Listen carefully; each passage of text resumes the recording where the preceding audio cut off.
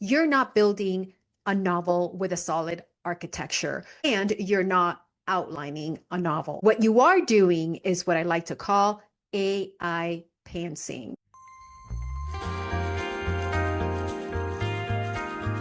Hey there, writer, and welcome back to the Novelist Studio. I am your host, Anna Del Valle. If you're using ChatGPT to generate novel ideas, or you're prompting it to get scene ideas scene by scene, you're not building a novel with a solid architecture and you're not outlining a novel. What you are doing is what I like to call AI pantsing, which means you don't have structure.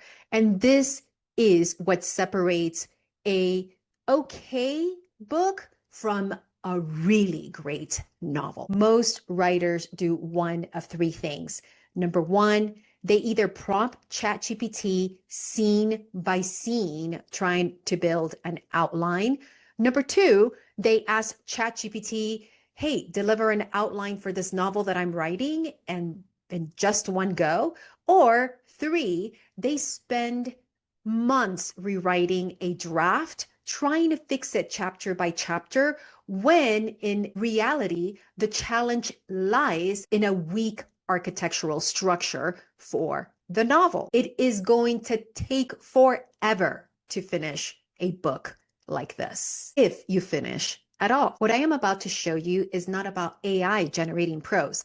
We don't do that here because AI generated prose is not copyrightable in the US. It is about locking in the novel architecture for your novel development before you even draft a first word. Now let's take a look at this novel that I am outlining. This is a very ambitious manuscript. It is historical fiction. It has two dual timelines based in 1917 Northern France, World War I, as well as present day. There are dual protagonists, one in 1917, this nurse named Clara, and the present day co-protagonist, a historian named Evelyn Harper. The timelines are connected by the letters that Clara wrote back in 1917 that Evelyn later finds. This is Olivia. She's an AI creative writing editor.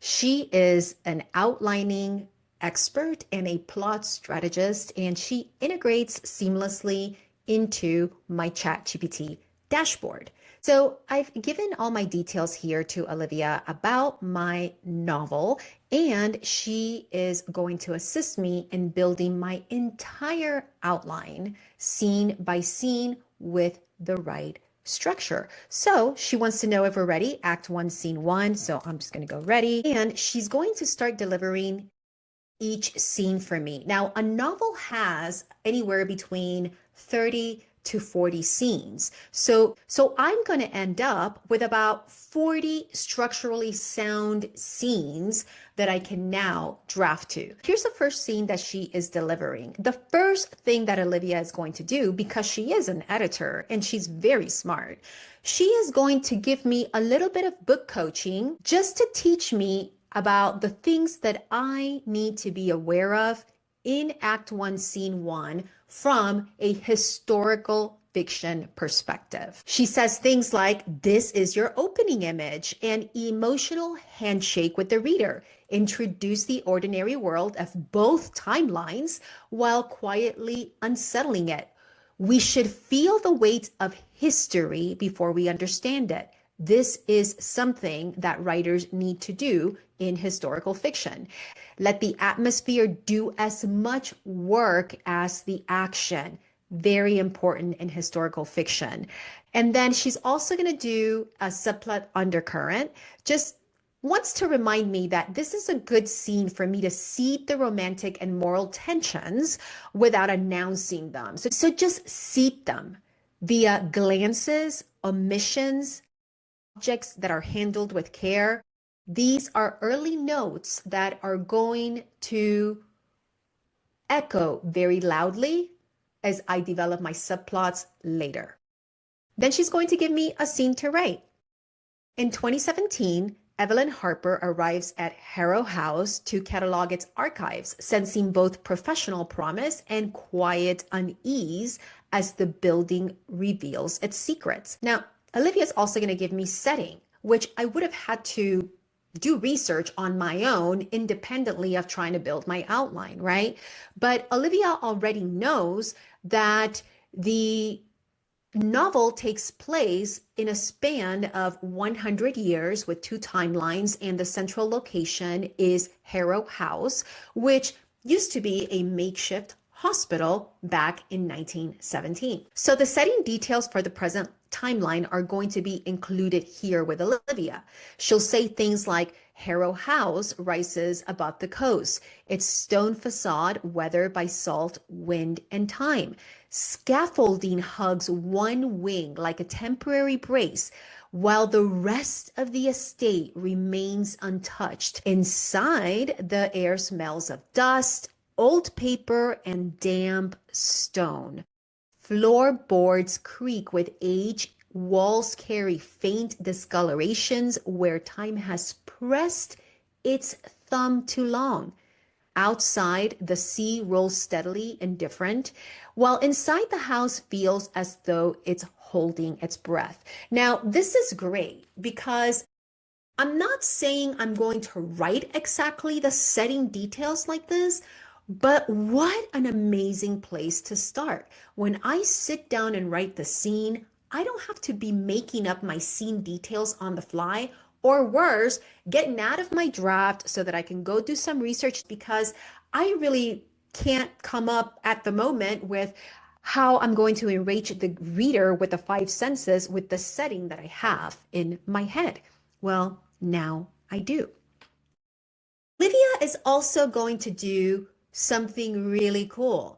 If you are new to writing, every scene has beats, meaning these are all the important moments that happen in the scene that make the scene relevant and make the scene earn its place in the manuscript. We call those scene beats. Now, beats are done at the scene level, and they're also done at the manuscript level. We used to have to do this by hand right up until 3 years ago. And now we have an amazing tool like AI editors that can help us build this in real time. So right here, she's going to give me a very rich scene, and a lot of great stuff is going to happen in the scene. Now, I don't have to be wondering and prompting ChatGPT what the scene is about, what should happen in the scene, what is a good thing for the scene to be, like all these different things that are so cumbersome when you are actually working with ChatGPT and asking it scene by scene. And I always like to use this analogy. Building a novel is like building a cathedral, and working with ChatGPT, asking it question by question by question by question, it's just going to leave you with a bunch of lumber. You still don't have story structure. So let's take a look at some of these. So some of the beats that Olivia is suggesting here with Evelyn is that in this scene, Evelyn arrives, this is the present day timeline, with her satchel and credentials, greeted formally by the site manager and introduced to the scope of her work under the redevelopment project. She's a historian and she's at Harrow House to lead a redevelopment project. Now, she is shown in the archive room. This is a great place to start because now I'm just like dropped into the archive room in present day, where decades of institutional neglect are framed as inevitable. Then during a preliminary survey, this is another beat, another significant action, Evelyn notices inconsistencies, missing inventories, mislabeled medical records, a sealed section marked private correspondence. Another significant beat that happens is that a casual remark from a contractor hints that things turn up in the walls here more often than you'd think. Okay, so now look at all the significant things that have happened in this scene. Do we have the reader engaged or do we have the reader engaged? Let's not forget about our beautiful setting details that we already have the research on. Okay, so then Evelyn touches the stone of the house and feels a visceral pull, an intuition that this work matters more than it should. Now we're really getting connected to the Evelyn character, and we see that Evelyn has gone through a character transformation just in this first scene. She then decides to begin with the oldest materials first, despite subtle pressure to prioritize items suitable for public display. How interesting is that, right? The character chooses to start in a different place that is more interesting to her. And now we see the character taking agency and deciding in the scene. And we're also establishing the mystery for the reader right away. Can you believe all these things happened in one scene? How rich is this? Okay, so then the emotional reactions here is the way that she's going to feel. All those beats, those significant moments that happened, we're going to see how Evelyn reacts physically to those things. Evelyn feels the familiar mix of excitement and vulnerability. This job could steady her career, but only if she doesn't cause friction. So these are all the conflicts that the character is going through in scene. A quiet grief surfaces as she recognizes how often women's work, especially wartime work, has been minimized or erased. The house unsettles her, not fear exactly, but the sense of being observed by the past. So here we're really understanding everything that this character is about, how she's feeling overall. This is how she's going to behave on the page and carry those significant beats forward. Now, Olivia is also going to give me a subplot tie-in. She's going to say, hey, maybe Evelyn notices a stonemason working carefully along a restored archway. This character called Tom Penrose, whose reverence for the building contrasts sharply with the developer's urgency. What an interesting subplot to seed right away. Just a glance, maybe. Remember, she said something about a glance here. We're going to start the subplot undercurrent, seed the romantic and moral tensions without announcing them, maybe glances, omissions, right? So then she's giving us some ideas on how to tie that in through Tom Penrose, who is a stonemason working at Harrow House.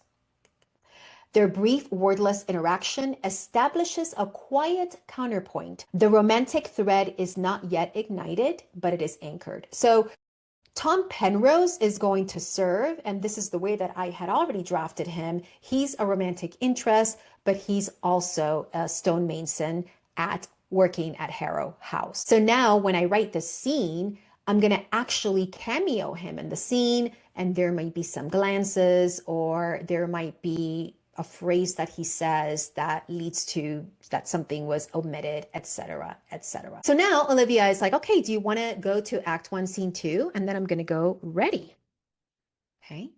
So then she is going to do the same thing for Act 1, Scene 2. Now, this is for 1917, my other timeline. And this is the nurse, Clara Whitmore. And we see her arriving at Harrow House 100 years earlier. Now, again, Olivia's going to do the book coaching for scene, and what is really important for me to take into account in scene 2 in historical fiction. She's going to do the subplot undercurrent and something that I can call in that scene already. The subplot undercurrent here, we're going to introduce the romantic and loyalty tensions that will later complicate truth seeking. Now, do you guys see how this scaffolding is so rich, how the architecture in this novel is so rich? Imagine having 40 of these that you can write to, right? I mean, you no longer have to be prompting and guessing or watching craft theory to try to put this together, right? And I'm also learning. This is the first historical fiction book that I have ever written. And I had this idea and I wanted to see what I could do with it. Okay. So now I got my first two scenes for this novel that I am going to sit down and write myself. I am using an AI editor to help me outline in a very smart way. So let's say that I really didn't like this scene and I want Olivia to give me a different scene. So I'm just going to tell Olivia, can we start Act 1, Scene 2, the night before Clara arrives at Harrow House and she is saying goodbye to her mother. Okay, so let's say I want to start there instead for the second scene. So Olivia is going to say, no problem. Let me give you another Act 1, Scene 2, and tell me how you like this one, right? So it's really cool because Olivia's really smart. And of course, what's happening here is that Olivia knows my novel really well.